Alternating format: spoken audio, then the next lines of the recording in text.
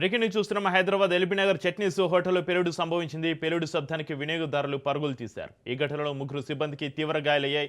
క్షతగాత్రులను ఆసుపత్రికి తరలించి చికిత్స అందిస్తున్నారు. ఇడ్లీ స్టీమర్లో పేలుడు సంభవించినట్లుగా తెలుస్తోంది. సమాచారం తెలుసుకున్న ఎల్బీనగర్ పోలీసులు ఘటనా స్థలానికి చేరుకుని దర్యాప్తు చేస్తున్నారు.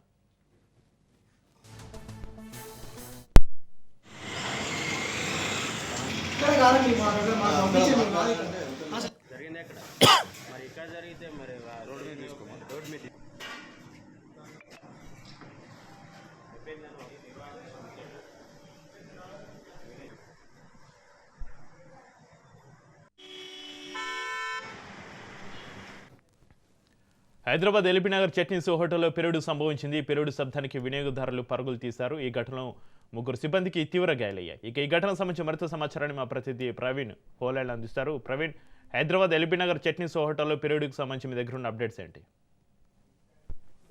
ఎల్బీనగర్ చట్నీస్ హోటల్లో ఆకస్మికంగా పేలుడు సంభవించడం కలకరం రేపింది. ఎల్బీనగర్ బ్రాంచ్ లో వంటగదిలో ఉన్నటువంటి ఇడ్లీ స్టీమర్ అకస్మాత్తుగా పేలడం పెద్ద శబ్దం వినిపించింది. అయితే పేలుడు శబ్దంతో హోటల్లో భోజనం చేస్తున్న కస్టమర్లందరూ భయంతో బయటికి పరుగులు తీశారు. అయితే కొద్దిసేపు అక్కడ ఉధృత పరిస్థితులు కూడా నెలకొన్నాయి. ఈ ఘటనలో సిబ్బంది జోగేశ్వర్, దయా, సునీల్ గాయపడినట్లుగా కూడా సమాచారం అయితే వస్తుంది. గాయపడిన వారిని సమీప ఆసుపత్రికి తరలించి చికిత్స అందిస్తున్నారు. అయితే ప్రస్తుతం వారి పరిస్థితి స్థిరంగా ఉందని వైద్యులు కూడా తెలుపుతున్నారు.